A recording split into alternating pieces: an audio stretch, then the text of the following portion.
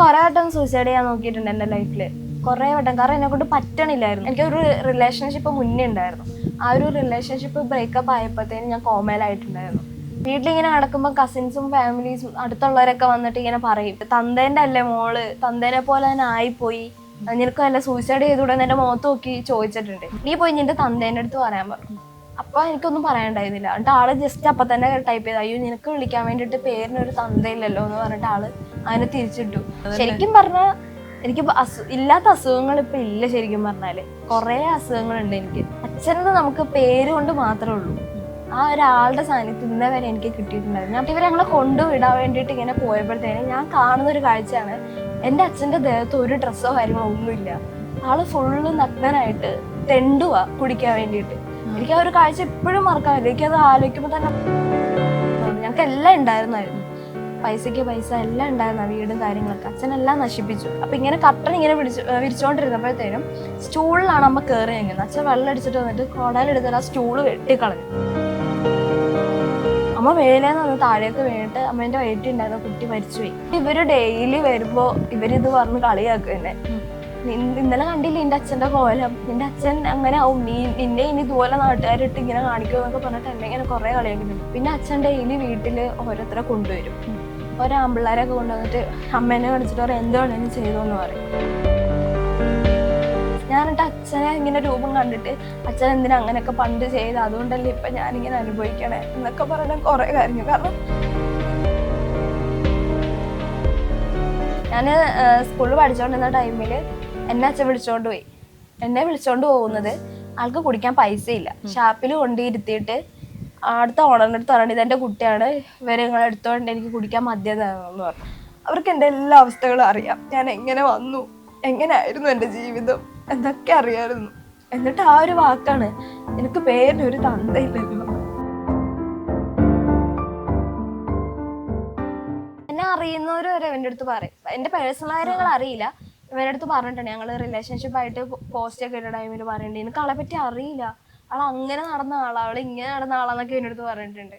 ഇവൻ നല്ല പറയാം, അവളെ ഇങ്ങനെ നടന്ന ആളാന്ന് എനിക്ക് നന്നായിട്ട് അറിയാം, നീ ഒന്നും പറഞ്ഞിട്ടല്ല എനിക്ക് അവളെ മനസ്സിലാവുന്നതൊക്കെ പറഞ്ഞിട്ടുണ്ട്. അത് ഈ അങ്ങനെ പറയുമ്പോൾ ജിഷ്ണു എന്താ മറുപടി കൊടുത്തിട്ടില്ല? കാരണം ഇത്രയും കഷ്ടപ്പെട്ടിപ്പം നേരത്തെ പറഞ്ഞല്ലോ, ശനിയും ഞായറൊക്കെ പോകുന്ന സമയത്ത് ക്ലാസ്സിലെ ആൺകുട്ടികൾ തന്നെ പറയും വേറെ എവിടെയൊക്കെയോ പോയിട്ട് വരുന്നത്. കാരണം കഷ്ടപ്പെട്ട് ജീവിക്കാൻ പോലും ആൾക്കാർ സമ്മതിക്കുന്നില്ല ഈ ഒരു കാലത്ത്. അപ്പൊ എന്താ മറുപടി കൊടുക്കുക അങ്ങനെയുള്ളവർക്ക്? ഇല്ല, ഞാൻ മാക്സിമം അങ്ങനത്തെ കാര്യങ്ങൾ ഒഴിവാക്കി വിടാറ് പതിവ്.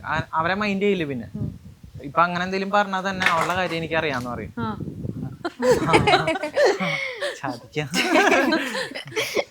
അപ്പൊ അവളുടെ കാര്യം എനിക്കറിയാം, അത് നിങ്ങളായിട്ട് പറഞ്ഞിരണ്ട, അതെനിക്കറിയാവുന്ന കാര്യം, അത് ഞാൻ നോക്കിക്കോളാന്ന് പറയും. എന്തുണ്ടെങ്കിലും ഞാൻ സഹിക്കാൻ ഞാൻ തയ്യാറാന്ന് പറയും. അങ്ങനെ ഞാൻ അവരെ ഒഴിവാക്കും. അതാണ് ആ നെഗറ്റീവ് ഉള്ള മനുഷ്യരെ അങ്ങോട്ട് ഒഴിവാക്കും. നെഗറ്റീവ് കിട്ടി കഴിഞ്ഞാൽ നമ്മൾ ആളെ വെച്ചോണ്ടിരിക്കില്ല അധികം. ഇപ്പൊ വീഡിയോസിലായാലും ഒരുപാട് പേരിങ്ങനെ പറയുന്നുണ്ട് പെൺകോന്തൻ, അങ്ങനെ ആ രീതിയിലൊക്കെ പറയുന്നുണ്ട്. പക്ഷെ എനിക്ക് ഇവളെ ഹാപ്പി ആക്കി ഇരുത്താനേ പറ്റുള്ളൂ.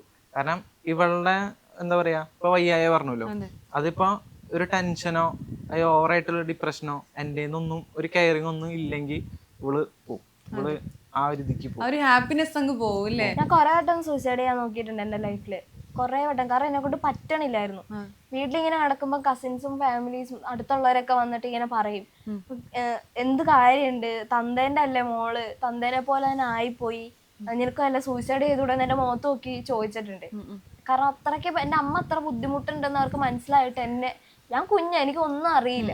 എൻ്റെ അച്ഛൻ്റെ ബാക്ക്ഗ്രൗണ്ട് ഭയങ്കര മോശമാണ്. അപ്പൊ അച്ഛൻ്റെ കാര്യം ഇങ്ങനെ പറഞ്ഞിട്ട് തന്തേൻ്റെ അതേ വിത്ത, തന്തേ പോലെ തന്നെ അവളെ ഇട്ട് കഷ്ടപ്പെടുത്തിക്കോ എന്നൊക്കെ പറഞ്ഞിട്ടുണ്ട്. അപ്പൊ എൻ്റെ അമ്മയൊന്നും പറയില്ല. അമ്മയ്ക്ക് അങ്ങനെ എന്തെങ്കിലും പറഞ്ഞു കഴിഞ്ഞ് കഴിഞ്ഞാൽ അത് എനിക്ക്, അമ്മ എന്തെങ്കിലും പറഞ്ഞു കഴിഞ്ഞാൽ അത് പിന്നെ എനിക്കൊരു വിഷമാവും. അവരോട് ദേഷ്യപ്പെട്ട് കഴിഞ്ഞ് കഴിഞ്ഞാൽ അത് പിന്നെ ഞങ്ങളെ ബാധിക്കും. അപ്പൊ ഞാൻ കുറെ വട്ടം വിചാരിച്ചു വേണ്ട, ഇങ്ങനെ ഒരു അമ്മയ്ക്ക് ഇങ്ങനെ ഒരു ലൈഫ് കൊടുക്കണം വിചാരിച്ചിട്ട് കുറെ വട്ടം എൻ്റെ കയ്യിലൊക്കെ ഇപ്പോഴും നോക്കിയായിരുന്നു സൂയിസൈഡ് ചെയ്ത കുറെ പാടൊക്കെ ഉണ്ട്. ആശുപത്രിയിലൊക്കെ കൊണ്ടുപോയിട്ടുണ്ട്, ഹോസ്പിറ്റലിൽ പോയിട്ടുണ്ട്. പിന്നെ കുറെ കൗൺസിലിംഗ് ഒക്കെ ചെയ്തിട്ട് എൻ്റെ അടുത്ത് ഇങ്ങനെ ഡോക്ടർമാരൊക്കെ ഇങ്ങനെ കുറെ പേര് സംസാരിച്ചിട്ടുണ്ട്, അങ്ങനൊന്നും വേണം, അത് ചിന്തിക്കണ്ട, അതൊക്കെ വിട്ടേക്കെന്നൊക്കെ പറഞ്ഞു. കാരണം എന്നെ കൊണ്ട് പറ്റണില്ല. കാരണം എന്നെ സപ്പോർട്ട് ചെയ്യാൻ ഒരാൾ എൻ്റെ കൂടെ ഉണ്ടായിരുന്നിട്ടില്ല. സപ്പോർട്ട് ചെയ്യാൻ ആരെങ്കിലും ഉണ്ടെങ്കിലാണ് നമുക്ക് ജീവിക്കാൻ. എന്തെങ്കിലും ഒന്ന് പറയാൻ, നന്നായിട്ട് തുറന്നു പറയണ ഒരാളുണ്ടെന്നുണ്ടെങ്കിൽ എനിക്ക് അമ്മയോട് പറയാൻ പറ്റില്ല. കാരണം അമ്മ ഓൾറെഡി നല്ലോണം കഷ്ടപ്പെടുന്നുണ്ട്. ഞാൻ ഇത് പോയിട്ട് അമ്മയോട് പറഞ്ഞു കഴിഞ്ഞാൽ അമ്മ മെന്റലി ഡൗൺ ആയി പോകും. അപ്പൊ എനിക്ക് ഞാനും അമ്മയും പിന്നെ നന്നായിട്ട് സംസാരിച്ച് ഫുൾ ടൈം ചിരിച്ച് കളിച്ച് അങ്ങനെയൊക്കെ ഇരിക്കാറുള്ളൂ. വയ്യായ്ക എന്നുള്ളൊരു കാര്യം ഞങ്ങൾ അതിന് ചിന്തിക്കാറില്ല. വന്നു കഴിഞ്ഞു കഴിഞ്ഞാൽ അത് ഭയങ്കര പ്രശ്നമാണ്. എങ്ങനെ പോയാലും ഞാൻ ചിലപ്പോൾ കോമയിലായി പോയിട്ടുണ്ട്. 2-3 ഫിക്സ് വന്നിട്ടാണോ? ഫിക്സ് ഒക്കെ വന്ന് ഞാൻ പറഞ്ഞില്ലേ മൂക്കിന്ന് വായിന്നും ബ്ലഡ് വന്നിട്ട് ഞാൻ കോമയിലായി പോയിട്ടുണ്ട്. എനിക്കൊരു റിലേഷൻഷിപ്പ് മുന്നേ ഉണ്ടായിരുന്നു. ആ ഒരു റിലേഷൻഷിപ്പ് ബ്രേക്കപ്പ് ആയപ്പോഴത്തേനും ഞാൻ കോമയിലായിട്ടുണ്ടായിരുന്നു. അത് പിന്നെ ഭയങ്കര പേടി അമ്മയ്ക്ക്. ഇവന്റെ അടുത്തും ചേട്ടൻ പറഞ്ഞിട്ടുണ്ട് നിനക്ക് അവളെ പറ്റി അറിയത്തില്ല. ഞാനിപ്പോ ഇവനോട് പറഞ്ഞു, ഞങ്ങൾ ഇഷ്ടത്തിലായിരുന്ന സമയത്ത് ഞാൻ കുട്ടീനോട് പറഞ്ഞു നീ എന്റെ ചേട്ടനോടൊന്ന് സംസാരിക്കേ, നീ ഒന്ന് വിളിച്ച് സംസാരിക്കാൻ പറഞ്ഞപ്പോഴത്തേനും കുട്ടി ഇങ്ങനെ സംസാരിച്ചപ്പോഴത്തേനും ചേട്ടൻ പറഞ്ഞു നിനക്ക് അവളെ പറ്റി അറിയില്ല, അവൾക്ക് ഇങ്ങനെ വയ്യായികളും പ്രശ്നങ്ങളൊക്കെ ഉള്ള, ഭാവിയിൽ നിന്നെ ഭയങ്കരമായിട്ട് ദോഷം ചെയ്യുന്നൊക്കെ പറഞ്ഞിട്ടുണ്ട്. അങ്ങനെ വിളിച്ച് അങ്ങനെ പറഞ്ഞു. കാരണം ഞാൻ ഇവളെ കാണുമ്പോൾ ഇവള് മെഡിസിൻ കഴിക്കുന്നുണ്ട്. അത് ലൈഫ് ലോങ് ഉള്ള മെഡിസിനാ. അത് കഴിഞ്ഞിട്ട് ഇപ്പൊ ഞങ്ങൾ ഈ ഒരു നല്ല ഇവള് ഓക്കെ, അതായത് കുറച്ച് ഹാപ്പി ആയി. അത് സംഭവം ഉണ്ടായില്ല ഇത് ഇവൾക്ക്. അപ്പൊ അങ്ങനെ മെന്റലി ഇവള് അങ്ങനെ ഇതാ.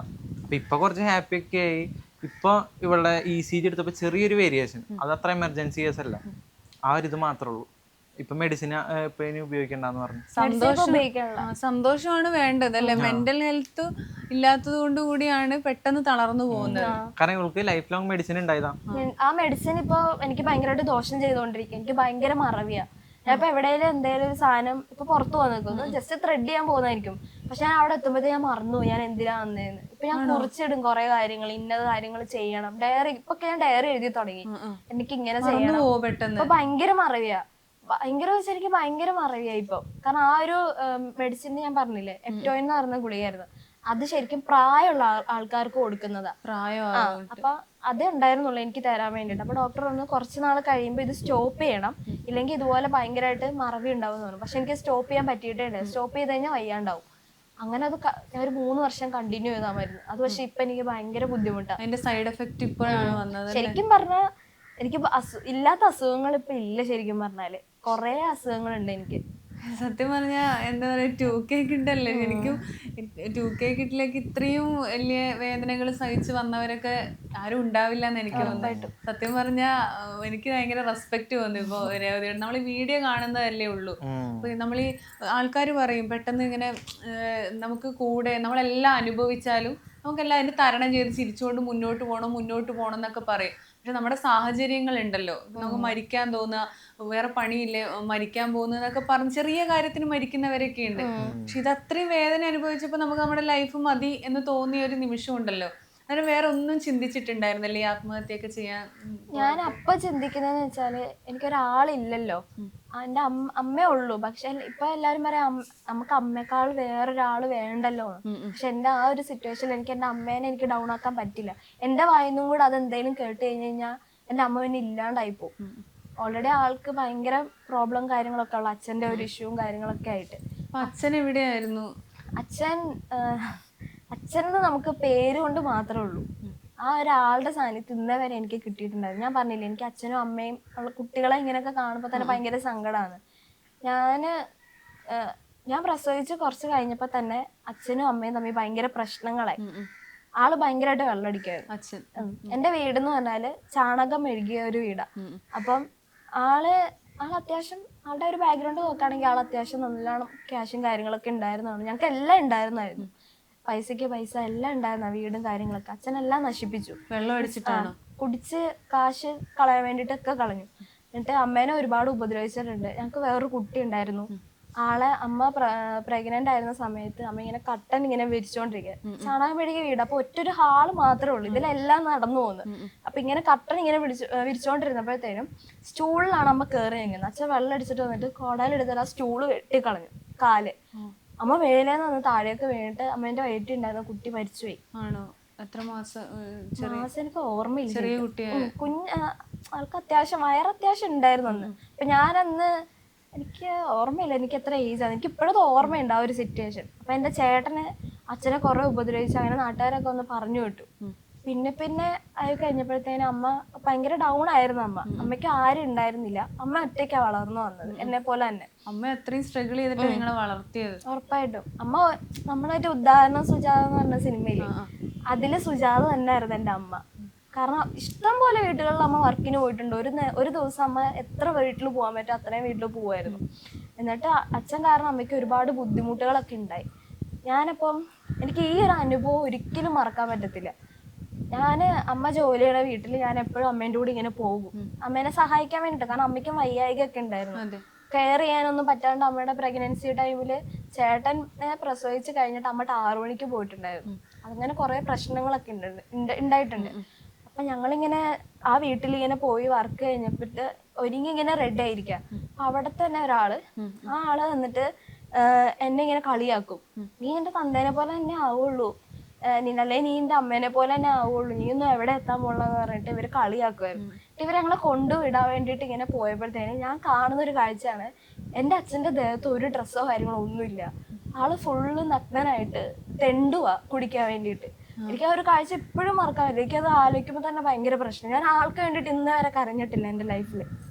നോക്കുമ്പോഴത്തേനും ആളിങ്ങനെ തെണ്ടുക. അപ്പൊ ഇവര് കണ്ടിട്ട് ഇവര് ഭയങ്കരമായിട്ട് ചിരിക്കുക, അയ്യതേ നിന്റെ തന്തനെ കണ്ടില്ല എന്നിട്ട് എന്നെ കളിയാക്കി. ഞാൻ കുഞ്ഞാ, ആലോചിച്ച് നോക്കണം അവർക്ക് എന്തുമാത്രം ബുദ്ധി ഉണ്ടെന്ന് ആലോചിച്ച് നോക്കണം. എന്റെ അമ്മയാണെങ്കിൽ ഭയങ്കര കരച്ചിലും. അച്ഛനിങ്ങനെ കണ്ടിട്ട് എന്നിട്ട് ഇവര് ഡെയിലി വരുമ്പോ ഇവരിത് പറഞ്ഞ് കളിയാക്കും എന്നെ. ഇന്നലെ കണ്ടില്ലേ നിന്റെ അച്ഛന്റെ കോലം, നിന്റെ അച്ഛൻ അങ്ങനെ ആവും, നിന്നെ ഇനി ഇതുപോലെ നാട്ടുകാരിട്ട് ഇങ്ങനെ കാണിക്കും എന്നൊക്കെ പറഞ്ഞിട്ട് എന്നെ ഇങ്ങനെ കുറെ കളിയാക്കിയിട്ടുണ്ട്. ഞാൻ ഇപ്പോഴും അന്ന് ഞാൻ കുഞ്ഞായിരുന്ന ഒരു കാര്യം അവര് പറഞ്ഞു ഇപ്പോഴും എന്റെ മൈൻഡിൽ അതിപ്പോ സ്ട്രൈക്കായി ഇങ്ങനെ കിടക്കും. കുഞ്ഞു മനസ്സിൽ നമുക്ക് ഉണ്ടാക്കിയ ഒരു വിഷമം അല്ലേ. പിന്നെ ഞാൻ അവിടെ പോവാണ്ടായി, കാരണം എനിക്ക് ഭയങ്കര വിഷമമായ ഒരു കാര്യം. പിന്നെ അച്ഛൻ ഡെയിലി വീട്ടില് ഓരോരുത്തരെ കൊണ്ടുവരും, ഒരാമ്പിള്ളേരൊക്കെ കൊണ്ടുവന്നിട്ട് അമ്മേനെ കാണിച്ചിട്ട് പറയും എന്തുവേണേലും ചെയ്തോന്ന് പറയും. അന്ന് നാട്ടുകാരുള്ളത് കൊണ്ട് തന്നെ അമ്മയ്ക്ക് ഭയങ്കര ഒരു സപ്പോർട്ടായിരുന്നു. കസിൻസോ കാര്യങ്ങളോ ഒന്നും തന്നെ നമുക്ക് അന്ന് ഉണ്ടായിരുന്നില്ല, അവര് മുതലെടുക്കുമായിരുന്നു. അങ്ങനെ ആ ഒരു സിറ്റുവേഷൻ ആയിരുന്നു. കുടിച്ചിട്ട് മൊത്തം ഒരു ഭ്രാന്ത് പോലെ ആയിപ്പോയി. എനിക്ക് ഇപ്പോഴും ഓർമ്മയില്ല, ഞാനും അച്ഛനും അമ്മയും കൂടെ ഇങ്ങനെ ഇരിക്കുന്ന ഒരു ഹാപ്പി ആയിട്ട് ഇരിക്കുന്ന ഒരു വിഷ്വൽ പോലും എനിക്ക് ഓർമ്മയില്ല. അങ്ങനെ ഇരുന്നിട്ടേ ഇല്ല. ചെറുപ്പം തൊട്ട് ഈ നിമിഷം വരെ അങ്ങനെ ഉണ്ടായിട്ടില്ല. ഇല്ല. ഞാൻ 4ാം ക്ലാസ് എത്തിയപ്പോ തന്നെ ആള് മരിച്ചു പോയിണ്ടായിരുന്നു. അച്ഛൻ മരിച്ചോ? അച്ഛൻ മരിച്ചു. എന്തോ ഭാഗ്യം, ഇല്ലായിരുന്നു അമ്മ ഇപ്പോഴും നരയിച്ചേനെ. അപ്പം ശരിക്കും ആ ഒരു കാര്യം ആലോചിക്കുമ്പോ ഇങ്ങനെ പറയണെങ്കിലല്ലേ അപ്പൊ എത്ര വിഷമം അനുഭവിച്ചിട്ടുണ്ടാവും. എനിക്കത് ഭയങ്കര ബുദ്ധിമുട്ടാ. എനിക്ക് ഇപ്പോഴും ഭയങ്കര വിഷമം. കുട്ടൂന്റെ വീട്ടിൽ ഞാൻ പോകുമ്പോഴത്തേനും ഇവർ അച്ഛനും അമ്മയും മാളും അനിയത്തി പിന്നെ ഞങ്ങള് എല്ലാവരും കൂടി ഇരുന്ന് സംസാരിക്കുമ്പോൾ എനിക്ക് ഭയങ്കര ഒരു സന്തോഷമാണ്. ഇങ്ങനെ ആയിരിക്കുമല്ലേ, ഞാനും എൻ്റെ അച്ഛനും അമ്മയൊക്കെ ഉണ്ടായിരുന്നെങ്കിൽ, അച്ഛൻ ഉണ്ടായിരുന്നെങ്കിൽ ഞങ്ങൾ എല്ലാവരും കൂടി ഇങ്ങനെ ആയിരിക്കില്ല എന്നൊക്കെ കാണുമ്പോൾ എനിക്ക് ഭയങ്കര ഭയങ്കര ഒരു വിഷമം. എനിക്കത് ഒരു ഫോട്ടോ പോലും ഇല്ല, അച്ഛനും അമ്മയും മോളുമായിട്ടുള്ള ഒരു ഫോട്ടോ പോലും ഇല്ല. ഒരു ഫോട്ടോ ഇല്ല. എനിക്ക് കിട്ടാതെ പോയൊരു ആഗ്രഹമാണത്. ഞാനും അമ്മയും അച്ഛനും കൂടെ ഉള്ള ഒരു ഫോട്ടോയോ അല്ലെങ്കിൽ ഒരു നല്ലൊരു ഓർമ്മ പോലും ഇല്ല. അച്ഛൻ എന്ന് പറയുമ്പോൾ പെൺകുട്ടികൾ എപ്പോഴും അച്ഛനോടാ ഭയങ്കര അടുപ്പെന്നൊക്കെ പറയും. പക്ഷെ എല്ലാവരുടെയും അച്ഛനും അമ്മയും എല്ലാവർക്കും ഒരുപോലെ കിട്ടില്ല ഒരിക്കലും അല്ലേ.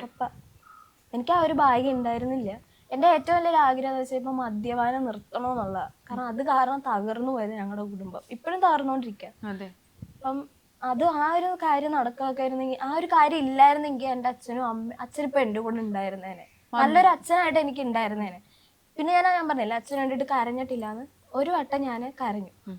അത് ശരിക്കും ഞങ്ങളുടെ ഫാമിലിയിൽ കഴിഞ്ഞ ഒരിടയ്ക്ക് ഉണ്ടായൊരു സംഭവമാട്ടാ.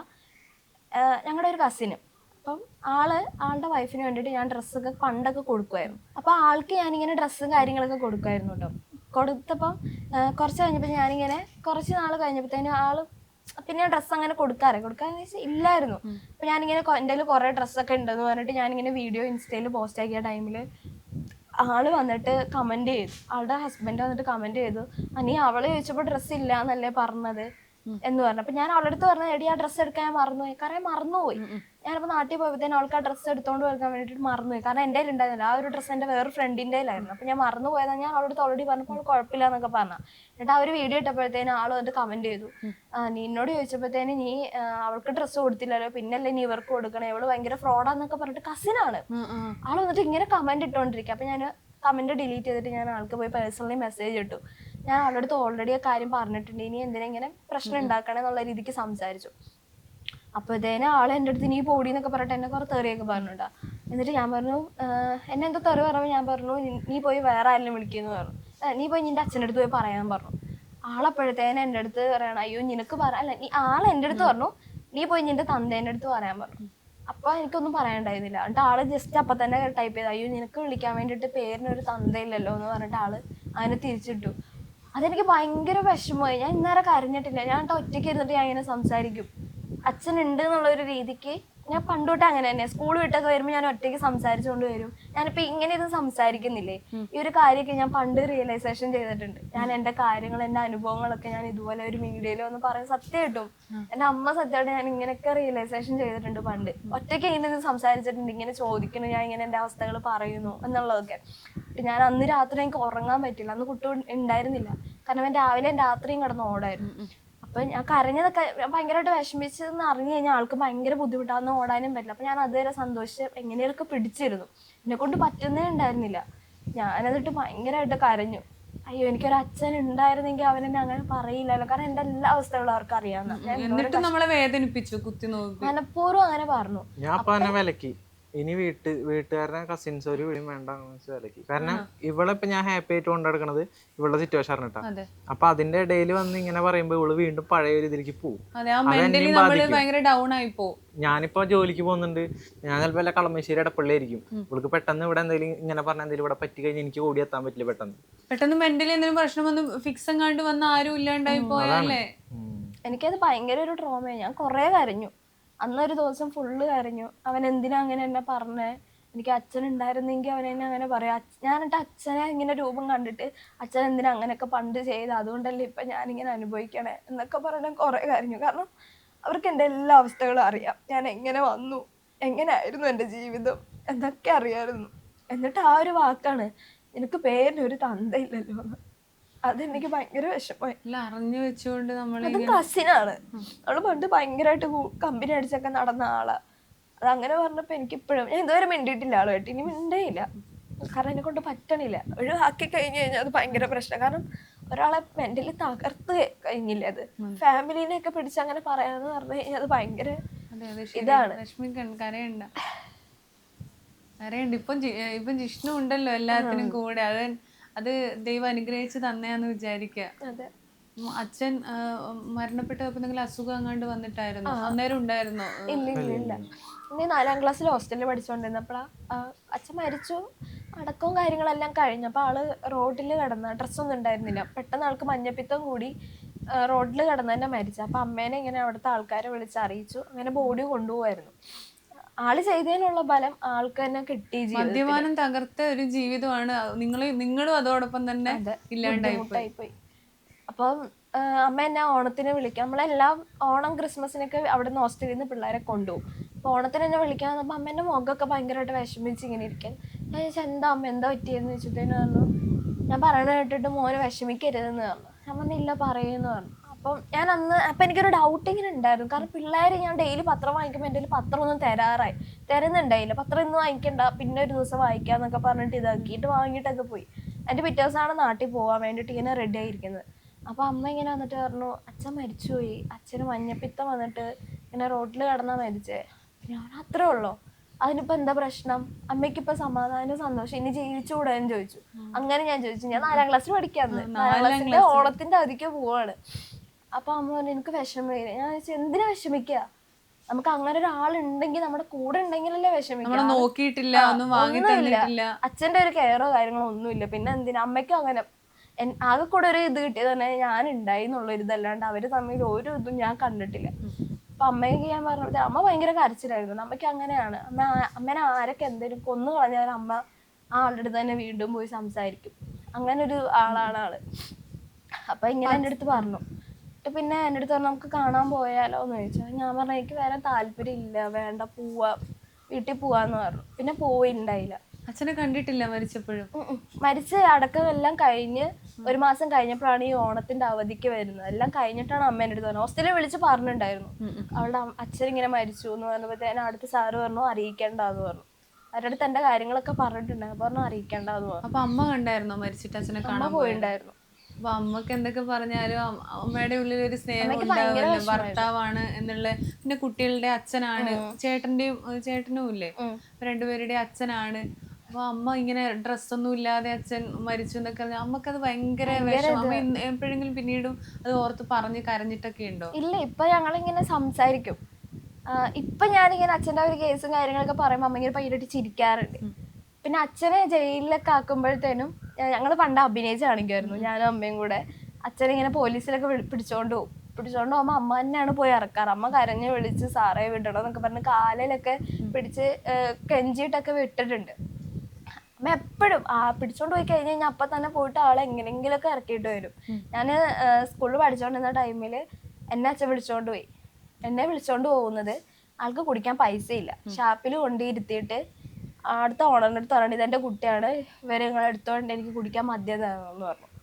അപ്പോൾ എന്നെ സ്കൂൾ വിട്ട് കഴിഞ്ഞപ്പോഴത്തേനും പിള്ളേർ കണ്ടിട്ട് പറഞ്ഞു രവതിൻ്റെ അച്ഛൻ വിളിച്ചോണ്ട് പോയിട്ടുണ്ടായിരുന്നു എന്ന് ഇങ്ങനെ പറഞ്ഞു അമ്മയുടെ അടുത്ത്. അപ്പൊ അമ്മ ഇങ്ങനെ തപ്പി പിടിച്ച് ഞങ്ങളുടെ ഉള്ള ഒരു ബാറിൽ അമ്മ വന്നു. എല്ലാവരും എനിക്കറിയില്ല എന്റെ അവസ്ഥ എന്തായേനെന്ന്. സ്വന്തം അച്ഛൻ തന്നെ എല്ലാവരും. പിന്നെ എനിക്ക് സംശയമായിരുന്നു, ഇതെന്റെ അച്ഛൻ തന്നെ ആണോ ഇങ്ങനെ കാണിക്കുന്നത്, എന്തിനിങ്ങനെ കാണിക്കുന്നത്. പറഞ്ഞാൽ ഭയങ്കര ഒരു ഭ്രാന്ത് പോലെ ഈ മദ്യം എന്ന് പറയുന്നത്. കുടിച്ചിട്ട് തന്നെ ആയിരിക്കും മഞ്ഞപ്പിത്തം വന്നാൽ പിന്നെ കുടിക്കരുത്, കുടി നിർത്തണം, അങ്ങനെയായിരിക്കും പെട്ടെന്ന് മരണപ്പെട്ടു പോയത്. ഇന്ന് അച്ഛൻ ഉണ്ടായിരുന്നെങ്കിൽ നിങ്ങളുടെ മോളുടെ വളർച്ചയൊക്കെ കണ്ടിട്ടേ ശരിക്കും പറഞ്ഞാ പിന്നീട് ഒരു മാറ്റമൊക്കെ വന്നേനെ. ഇപ്പോഴായിരുന്നെങ്കിൽ രേവതിക്ക് ചിലപ്പോൾ അച്ഛനെ മാറ്റാൻ കഴിഞ്ഞേനെ, ഡി അഡിക്ഷൻ സെന്ററിലൊക്കെ കൊണ്ടുപോയിട്ടല്ലേ. ശരിയാ. എല്ലാ കുട്ടികൾക്കും അച്ഛനും അമ്മയും എപ്പോഴും പറയും, മക്കളെ കൊല്ലുന്ന അമ്മമാരുണ്ട്, മക്കളെ പീഡിപ്പിക്കുന്ന അച്ഛന്മാരുണ്ട്, കൊല്ലുന്ന അച്ഛന്മാരുണ്ട്. എല്ലാവർക്കും ഒരുപോലെയല്ല. എല്ലാ പെൺകുട്ടികൾക്കും ആഗ്രഹം ഉണ്ടാവും അച്ഛനും അമ്മയായിട്ടൊക്കെ സന്തോഷമായിട്ട് ജീവിച്ചുകൊണ്ട് പോകാൻ വേണ്ടിട്ട്. പക്ഷെ എല്ലാവരും അടക്കി വിളിക്കുന്ന ഒരു കാര്യം, എല്ലാവരും പറയും എനിക്ക് അമ്മേൻ്റെ അടുത്ത് അച്ഛൻ്റെ അടുത്തും പേഴ്സണലായിട്ട് സംസാരിച്ചുകൂടെ, എല്ലാം റെഡി ആവുന്നു. പക്ഷെ അങ്ങനെ ആവില്ല, നമുക്ക് അങ്ങനെ സംസാരിക്കാൻ പറ്റില്ല. എൻ്റെ ഒരു സിറ്റുവേഷനിൽ വന്നിട്ടുള്ള ആൾക്കാരുണ്ടെങ്കിൽ അവർക്കറിയാം അത് ഭയങ്കര റിലേറ്റബിൾ ആയിരിക്കും. കാരണം നമുക്ക് അങ്ങനെ സംസാരിക്കാനൊന്നും പറ്റില്ല. നമുക്കൊന്നും ഇല്ല, നമ്മുടെ അച്ഛനും അമ്മയും പോലും നമ്മുടെ കൂടെ ഇല്ലാത്ത സിറ്റുവേഷൻ ഒരുപാട് പെൺപിള്ളേർക്ക് ഉണ്ടായിട്ടുണ്ട്. അവരാഗ്രഹിക്കുന്ന ഒരു ലൈഫായിരിക്കും. ചിലപ്പം വേറെ നമുക്കറിയാലോ, കുറച്ച് പേരുടെ അടുത്തൊക്കെ ചോദിച്ചു കഴിഞ്ഞാൽ പറയും എനിക്ക് ഏറ്റവും വലിയൊരു ആഗ്രഹം എന്താ. എന്നോട് ചോദിച്ചു കഴിഞ്ഞാൽ ഞാൻ പറയും എനിക്ക് എൻ്റെ അച്ഛൻ്റെ അമ്മേൻ്റെയും കൂടെ ഒരു വട്ടം കൂടെ നന്നായിട്ടൊന്ന് ജീവിക്കാൻ പറ്റിയ എനിക്ക് അതായിരിക്കും എൻ്റെ ഏറ്റവും വലിയൊരു ആഗ്രഹം എന്ന് ഞാൻ പറയുള്ളൂ.